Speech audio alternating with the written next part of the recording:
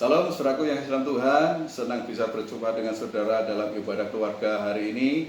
Bagaimana keadaan saudara? Saya sangat yakin saudara diberkati oleh Tuhan. Amin.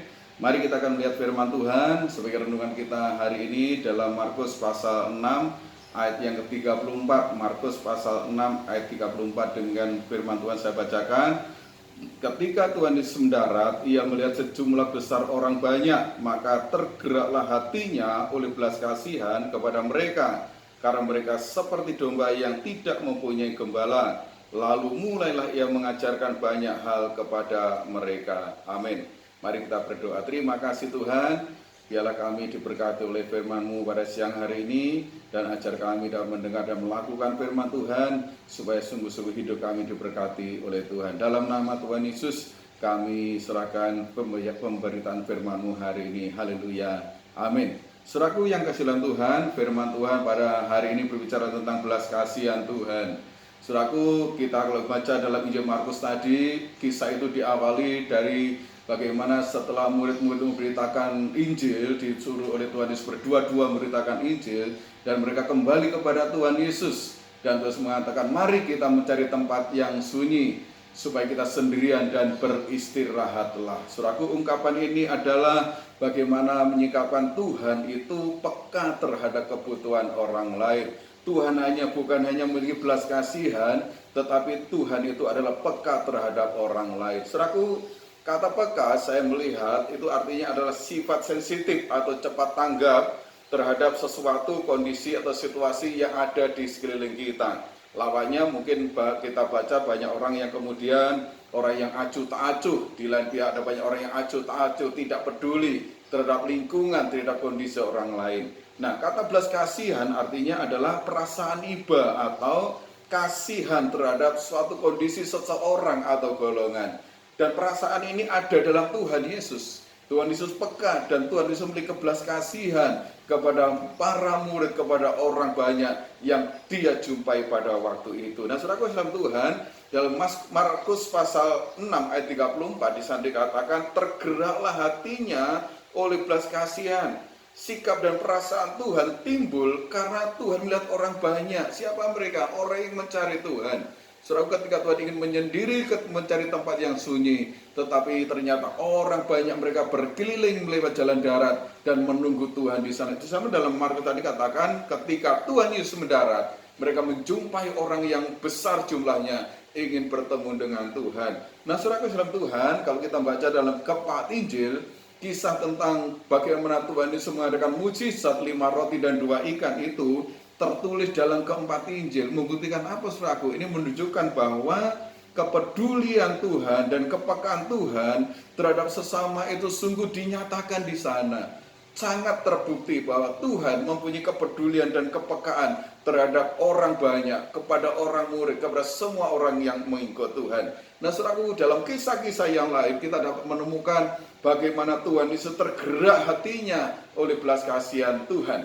Nah, saudaraku, saya baca dalam 2 contoh saja. Saya bacakan dalam Lukas pasal 7 ayat 13 yang saya katakan, dan ketika Tuhan melihat janda itu, tergeraklah hatinya oleh belas kasihan. Lalu ia berkata kepadanya, jangan menangis. Siapa Tuhan? Kepada siapa Tuhan berbelas kasihan? Kepada seorang janda di Nain yang anaknya meninggal. Ketika Tuhan bertemu di pintu gerbang, maka dikatakan Tuhan tergerak hatinya oleh karena belas kasihan.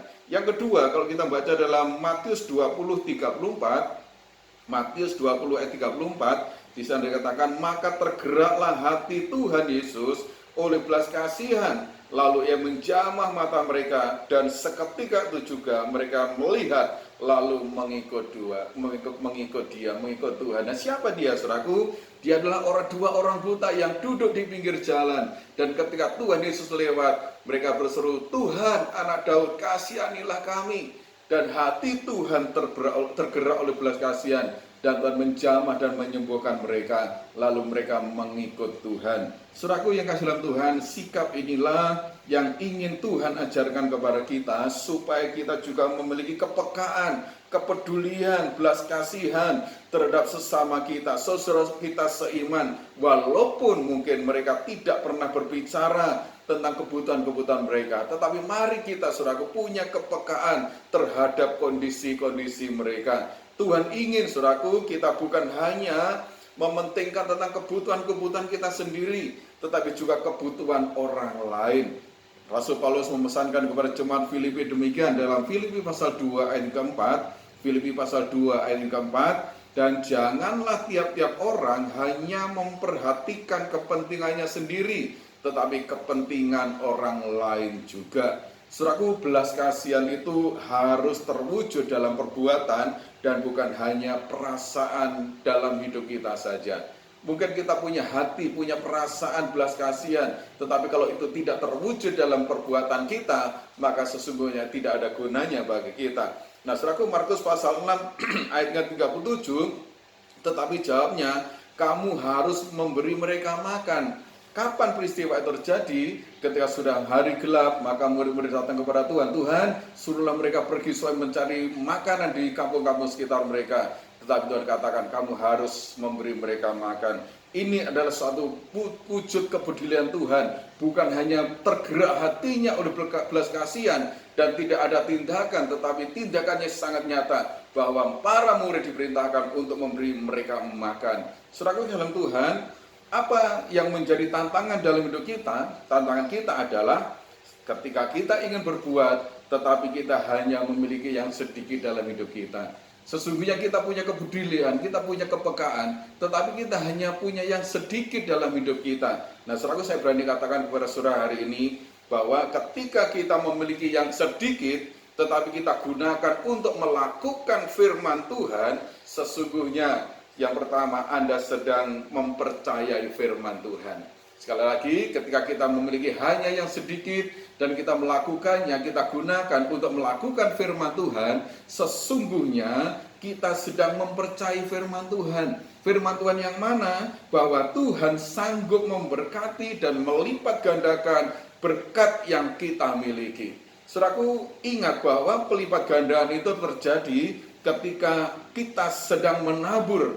Itu sebabnya dalam 2 Korintus pasal 9 ayat ke-6 di sana katakan, camkanlah ini, orang yang menabur sedikit akan menuai sedikit juga, dan orang yang menabur banyak akan menuai banyak juga. Dalam ayat yang lain Tuhan mengatakan, ketika engkau menabur, maka engkau akan menuai 30 kali lipat, 60 kali lipat, bahkan 100 kali lipat. Bersama saudara dengan Tuhan, mari kita belajar. Sekalipun kita mempunyai yang sedikit dalam hidup kita, tapi gunakan itu untuk melakukan kehendak Tuhan, maka sesungguhnya itu membuktikan bahwa saudara sedang mempercayai firman Tuhan, bahwa Tuhan sanggup melipat gandakan apa yang Anda miliki. Haleluya. Yang kedua, saudaraku, ketika kita memiliki yang sedikit tetapi kita gunakan untuk melakukan firman Tuhan, maka sesungguhnya yang kedua adalah Anda sedang mengikuti teladan Tuhan. Kita sedang mengikuti teladan Tuhan.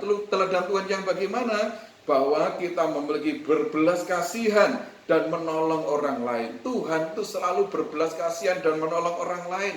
Kalau kita baca dalam Kisah pasal para Rasul pasal 10 ayat 38 bagian B, Kisah pasal 10 ayat 8 bagian B, dia katakan, dia yang berjalan berkeliling sambil berbuat baik dan menyembuhkan semua orang yang dikuasai iblis, sebab Allah menyertai dia. Saudaraku, Tuhan itu selalu berkeliling, berjalan untuk apa, saudaraku? Untuk berbuat baik. Ya, penuh dengan belas kasihan, penuh dengan kemurahan, penuh dengan kepekaan. Itu sama saudaraku firman Tuhan.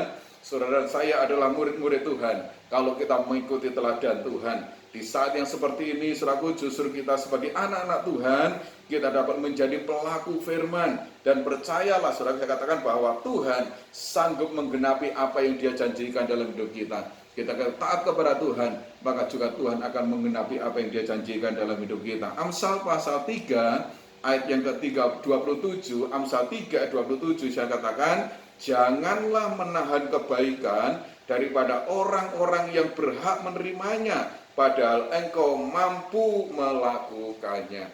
Saudaraku yang dalam Tuhan, ini adalah ukuran dalam kehidupan kita. Saudaraku, Tuhan ingin supaya kita mau melakukannya ketika kita mempunyai dalam hidup kita.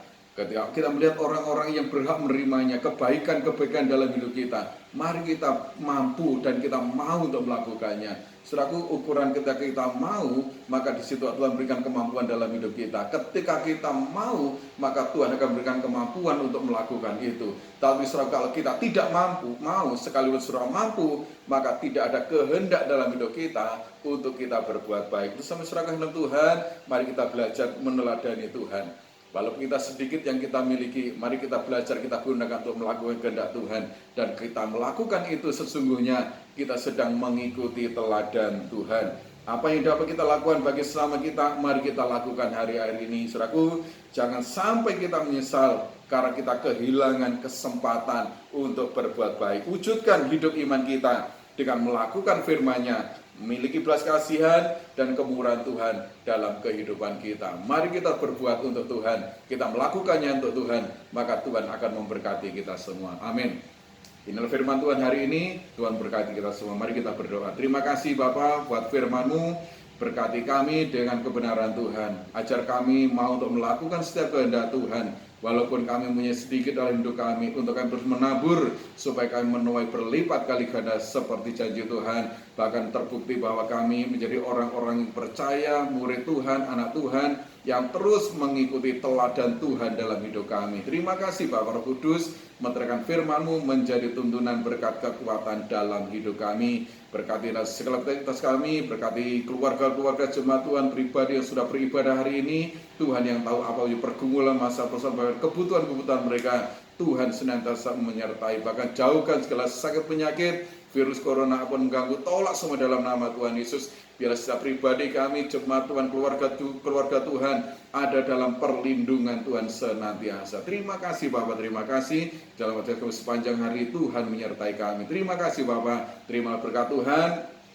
Tuhan memberkati engkau dan melindungi engkau. Tuhan menyertai engkau dengan wajah-Nya dan memberi engkau kasih karunia. Tuhan menghadapkan wajah-Nya kepadamu dan memberi engkau damai sejahtera. Terimalah berkat Tuhan dalam nama Bapa, Putra, Roh Kudus. Kiranya menyertai kita mulai sekarang sampai Maranatha Tuhan datang yang kedua kali. Berkat ini menyertai dalam setiap pribadi saudara, keluarga rumah tangga saudara, dalam pekerjaan saudara, dalam pengiringan pelayanan saudara, dalam studi sekolah anak-anak saudara, apapun yang saudara kerjakan, Tuhan memberkati. Terima kasih Bapa, segala pujian dan syukur dan doa berkat kami naikkan hanya bagi Bapa di surga. Dalam nama Tuhan Yesus kami sudah berdoa. Semua berkati katakan amin. Salam Bapak Ibu, selamat beraktivitas. Tuhan menyertai kita senantiasa. Amin.